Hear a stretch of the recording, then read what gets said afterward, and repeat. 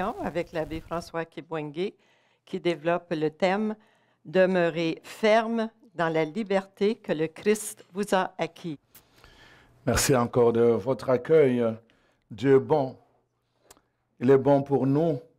Il est bon pour vous qui nous suivez à partir de chez vous.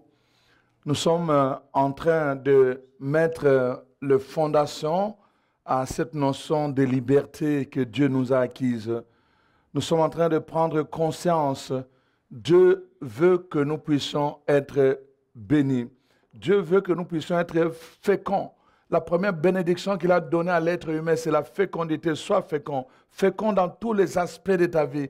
Quand tu entreprends quelque chose, sois fécond. Quand tu pries, sois fécond. Quand tu entreprends quelque chose dans tes entreprises, sois fécond. Dans tes relations, sois fécond. Dans les affaires, sois fécond. La fécondité, c'est la première bénédiction. La première bénédiction que Dieu donne et prononce sur l'être humain. C'est les critères que nous devons vérifier quand nous marchons dans le Seigneur, la fécondité. Nous devons être féconds. Le manque de fécondité, c'est la stérilité. Et la stérilité, souvent, c'est le signe justement de manque de liberté. Quand on est enchaîné, quand on porte de liens, on ne peut pas être fécond parce qu'on n'a pas la liberté de faire ce qu'on veut faire. On ne peut pas être fécond. Sur le plan spirituel, quand on parle de la stérilité, c'est vraiment ce lien qui fait qu'on n'est pas capable de produire ce que le Seigneur attend de nous. 100, 60, 40 en raison d'un. Voilà pourquoi il est important que nous puissions réfléchir. Mais nous ne pouvons pas parler de la liberté, de demeurer ferme dans la liberté sans d'abord comprendre le fondement de cette liberté. Nous ne sommes pas n'importe qui. Nous sommes les enfants de la promesse. Il y a des choses que nous ne pouvons pas recevoir si nous n'entrons pas dans la lignée de cette promesse. La Bible est logique depuis l'Ancien Testament jusqu'au Nouveau Testament. Regardez dans l'Ancien Testament, le peuple juif, quand il était en Égypte, quand Dieu a promis maintenant de libérer le peuple de Dieu, qu'est-ce qui s'est passé? Il a donné une consigne. Il dit, mettez du sang sur les linteaux de vos portes. L'esprit de mort passera.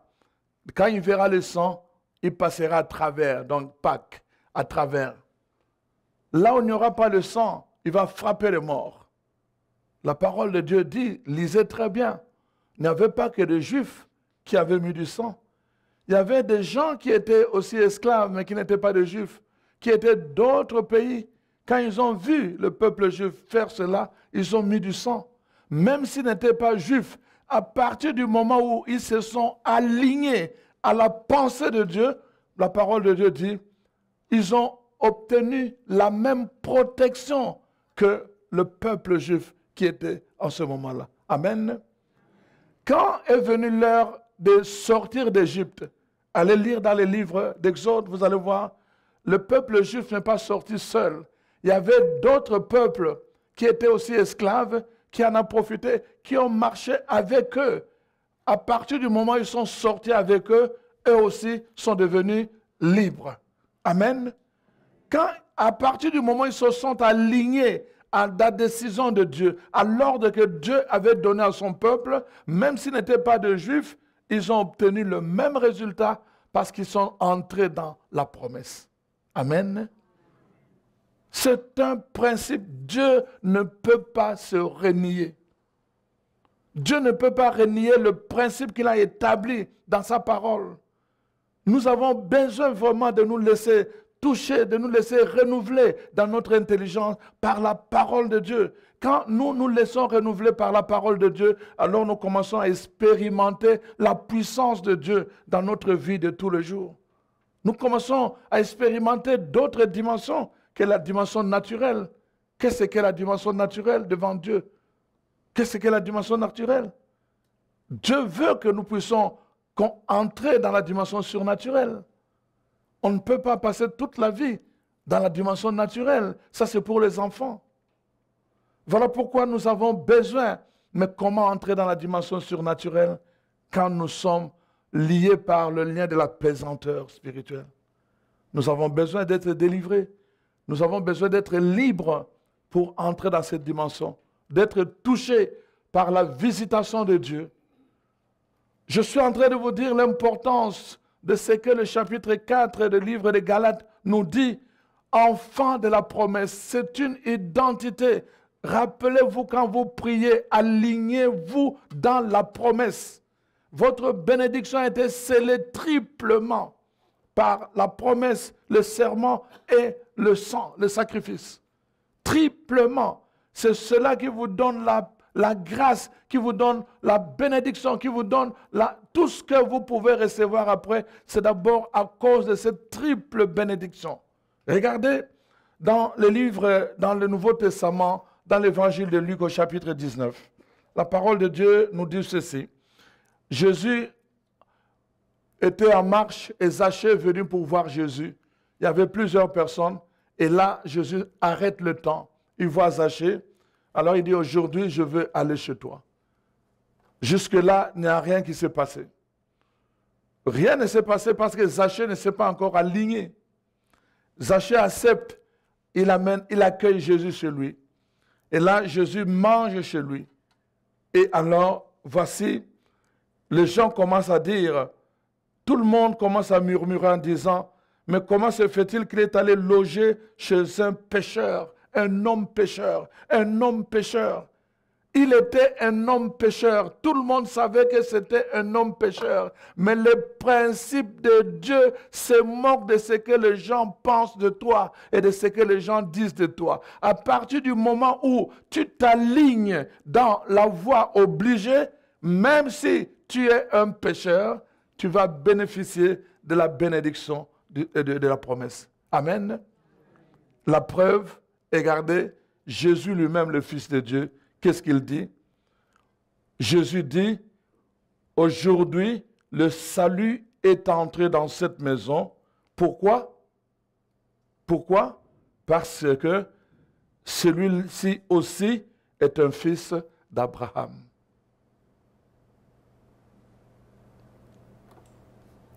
Vous avez compris? Pourquoi le salut est entré dans la maison? Parce que c'était un enfant de la promesse.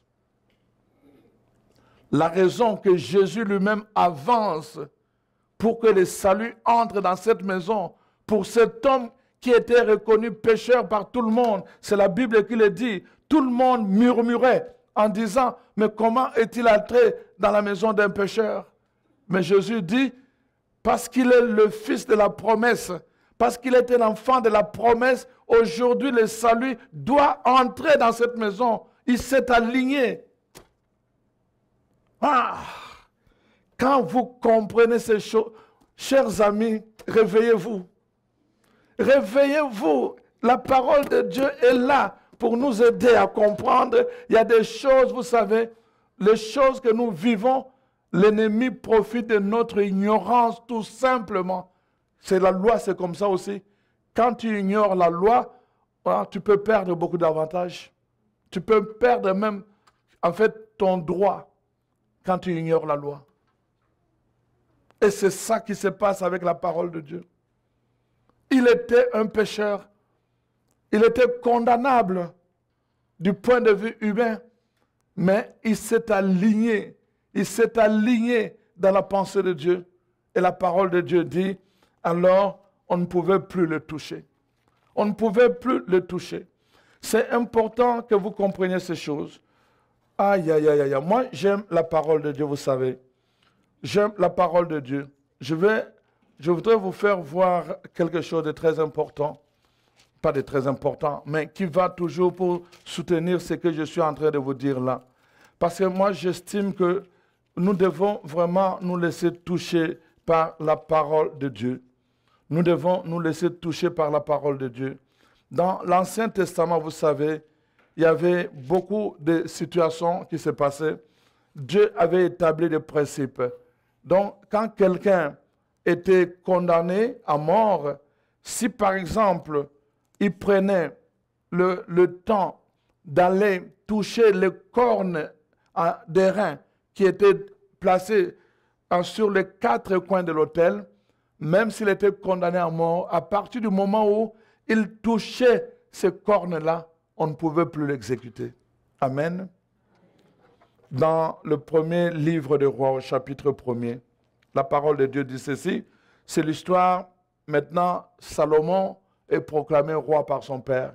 Mais il y avait un autre fils de David qui s'appelait Adonijah. Alors lui, il s'était proclamé aussi roi en remplacement à son père. Il faisait beaucoup de faveurs. Quand les gens venaient pour voir le roi David, lui venait se mettre à la porte d'entrée. Alors les gens venaient dire, qu'est-ce que vous venez, pourquoi vous voulez voir mon père? Oh, mais c'est parce qu'on a tel différent et tout le reste. Oh, il dit, bon, écoutez, au lieu d'aller le voir, donnez-moi juste telle chose et puis c'est fini. On oublie ça. Il donne l'ordre, allez, c'est fini. Oubliez ça. Et les gens commençaient à l'aimer parce il distribuait des faveurs comme ça. Mais en fait, pourquoi il le faisait? Il voulait utiliser un moyen qui lui était propre pour que quand son père allait mourir, que le peuple et tous les notables puissent crier que voilà, c'est Adonijah qui va être le roi. Mais ce n'était pas la voie tracée par Dieu. Il fallait passer par la voie obligée. Tu peux faire tout ce que tu veux. Tu peux faire des manœuvres, faire tes calculs. Tu peux passer par en dessous des tables. Mais quand ce n'est pas la voie obligée, ça aboutira par un échec. Amen. Ça aboutira par un échec. Et nous allons voir ce texte. Donc, je suis en train de vous montrer comment Adonijah a commencé à préparer son coup. Malheureusement, voilà, on vient rapporter à Salomon qu'Adonijah est en ce moment même, il est avec certains notables et beaucoup de gens en train de boire, de festoyer sa couronne. Quand Salomon a appris cela, il a envoyé des soldats. Il a dit, allez m'arrêter, je vais l'exécuter. On est venu, quelqu'un a couru pour venir dire à Adonijah que le roi Salomon est informé de ton coup. Il est en colère, il a envoyé l'armée pour venir t'arrêter. Quand Adonijah a entendu cela, la parole de Dieu dit, alors je lis juste ce passage, chapitre 1 du premier livre de Rois, le verset 49. Je lis juste ça. Alors, tous les convives d'Adonijah furent saisis d'épouvante. Ils se levèrent et s'en allèrent chacun de son côté. Adonijah eut peur de Salomon. Il se leva aussitôt. Il coura et s'en alla donc au temple. Et il alla saisir le corne de l'autel. On vint dire à Salomon, voici Adonijah a eu peur du roi Salomon et il est allé saisir le corne de l'autel en disant que le roi Salomon me jure aujourd'hui qu'il ne me fera point mourir. Et c'est ça qui est arrivé. Il a échappé à la mort. Amen.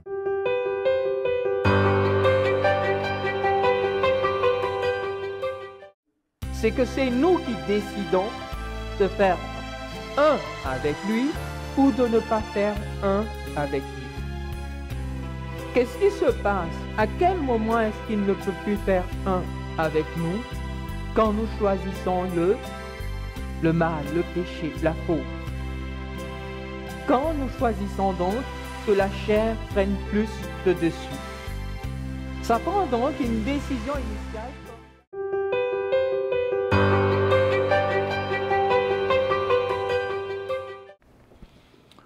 Amen. Voilà, il fait de nous son peuple, Jésus-Christ. Oui, chers frères et sœurs, notre liberté, vraiment, c'est un cadeau du ciel. Notre liberté, c'est vraiment un don que Dieu fait aux enfants de la promesse. Nous devons non seulement en être fiers, mais nous devons aussi en être responsables. Parce que n'oubliez pas que cette liberté-là, c'était un échange qui s'est fait. Vraiment un échange qui s'est fait.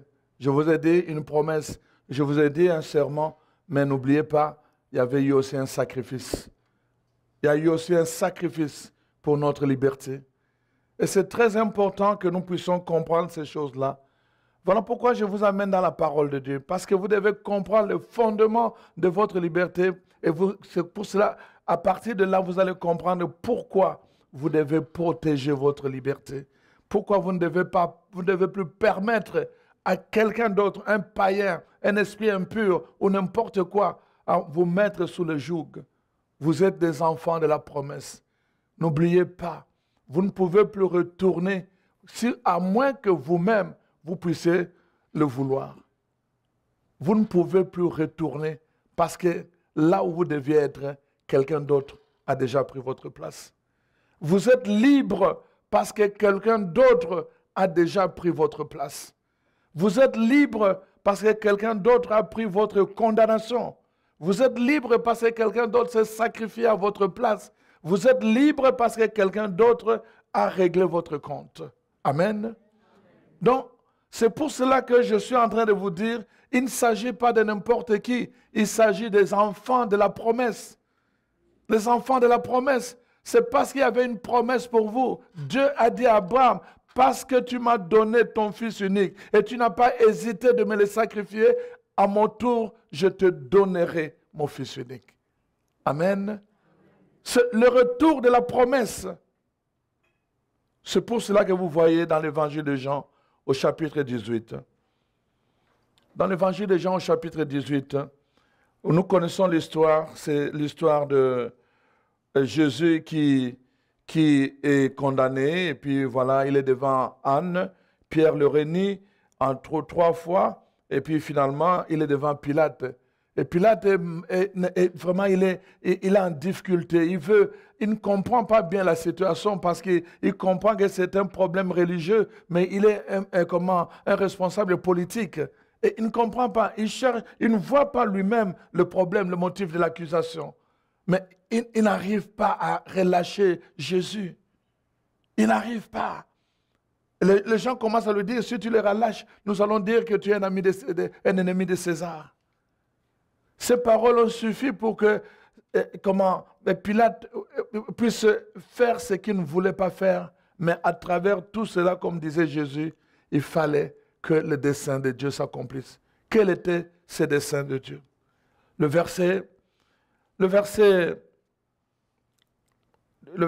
38 au verset 40 nous donne la réponse. Quel était ce dessein de Dieu?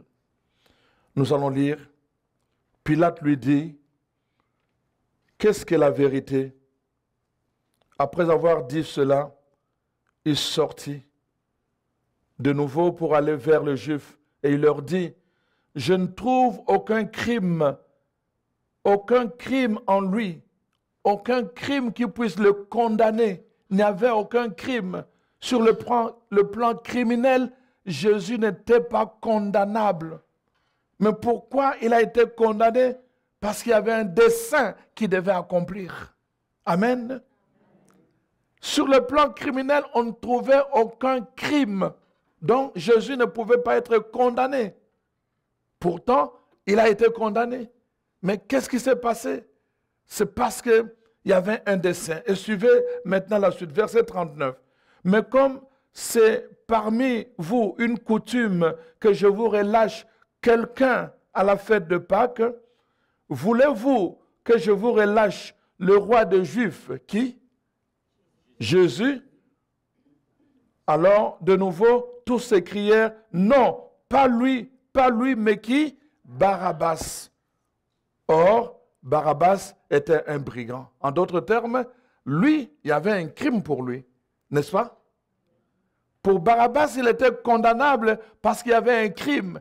Pour Jésus, il n'était pas condamnable parce qu'on n'a trouvé aucun crime pour lui. Amen. Mais quel est ce dessein de Dieu à travers ce que je viens de vous dire? En fait, le dessein est derrière le nom. Regardez, Jésus, le Fils de Dieu, il vient prendre la place de qui? Barabbas.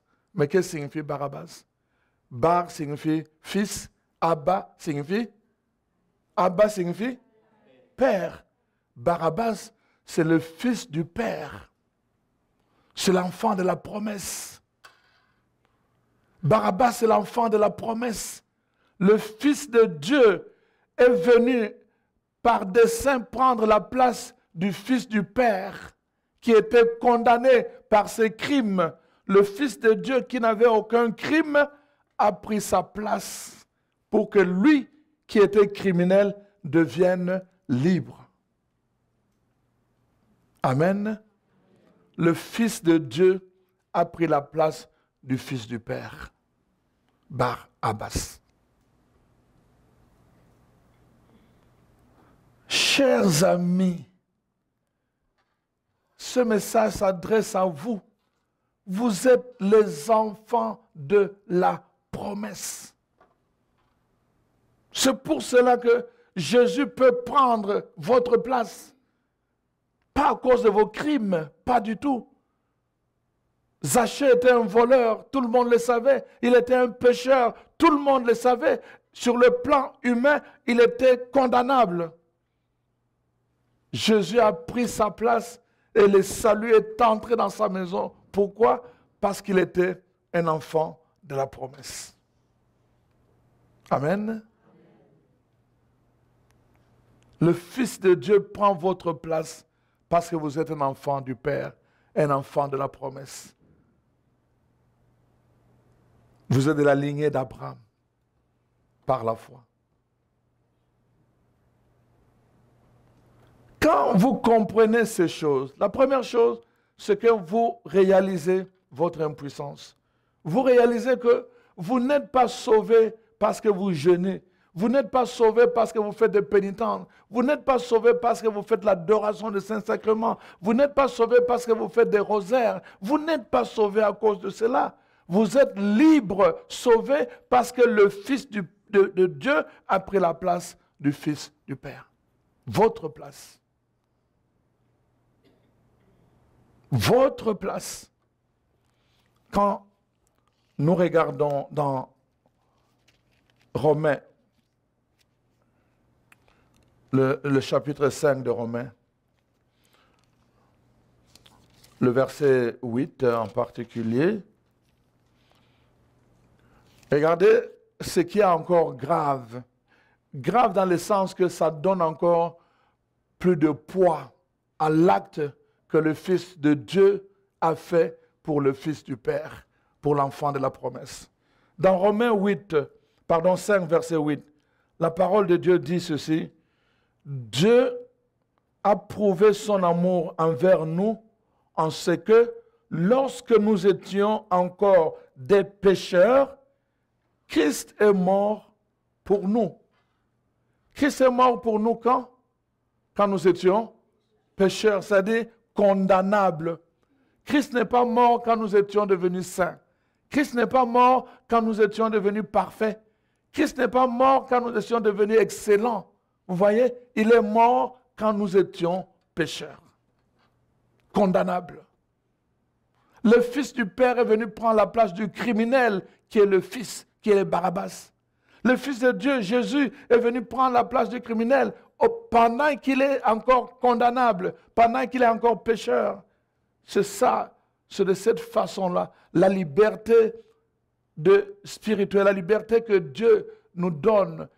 Il nous fait don de cette liberté. C'est un don, c'est le signe de son amour. Il nous prouve son amour en donnant son Fils pendant que nous sommes encore condamnables. Pendant que nous sommes encore condamnables, Dieu envoie son Fils qui n'était pas criminel pour venir prendre notre place. C'est ça, chers amis, que nous devons comprendre. C'est ça, chers amis, je suis libre parce que Jésus a pris ma place. Quand quelqu'un me dit, non, j'étais en prison, j'ai vu ce... Non, Jésus a pris ma place. Je n'ai plus le droit, ne m'appelez plus prisonnier. Je suis libre. Il a pris ma place. Vous ne pouvez plus m'appeler prisonnier. Imaginez, quand on parle de, comment on appelle ça, liberté provisoire, on va dire, il faut payer une caution, n'est-ce pas? Et alors, vous attendez, vous êtes dans la prison, votre famille commence à amasser de l'argent pour vous. Et alors, on obtient le montant qui a été demandé, et puis à un moment donné, on vient à la prison, voilà, on a payé la caution. On donne la preuve qu'on a payé la caution, on présente ça au responsable de prison. Qu'est-ce qu'il fait? Il vous fait sortir. Il vous fait sortir. Ce sont les autres, c'est la famille qui a cherché de l'argent, mais c'est vous qui devenez libre. Nous sommes libres parce que Jésus l'a fait pour nous. Nous sommes libres parce qu'il a pris notre place. Nous sommes libres parce qu'il a payé notre dette. Nous sommes libres justement parce qu'il nous a justifiés alors que nous étions condamnables. Nous sommes libres à cause de cela. Il a pris notre place. C'est ça, notre liberté. Ne l'oubliez pas quand nous allons parler de liberté. Nous ne parlons pas de n'importe quelle liberté. Je suis en train de vous parler de la liberté des enfants de la promesse. C'est une liberté qui doit être inaliénable. Vous ne pouvez pas permettre à n'importe qui de venir vous juger à cause de votre passé quand vous comprenez que vous êtes enfant de la promesse. Vous ne pouvez plus vous permettre de marcher dans la honte en disant « Ah, j'ai honte de me présenter parce qu'autrefois j'avais fait ceci ». Vous êtes libre, libre, parce que quelqu'un a pris votre place. Amen. Voilà pourquoi nous avons besoin, chers amis, de réfléchir sur cela. C'est pour cela que vous voyez toute la profondeur de ce texte que je viens de vous lire dans les Galates, où la parole de Dieu nous dit, c'est pour la liberté que Christ nous a affranchis. Demeurez donc ferme et ne vous laissez plus mettre de nouveau sous le joug de la servitude. N'acceptez plus qu'on vous mette sous le joug de la servitude. N'acceptez plus cela. Vous êtes libre parce que quelqu'un est mort à votre place. Il a pris votre place. Voilà qui justifie votre liberté. Amen. C'est que c'est nous qui décidons de faire un avec lui ou de ne pas faire un avec lui.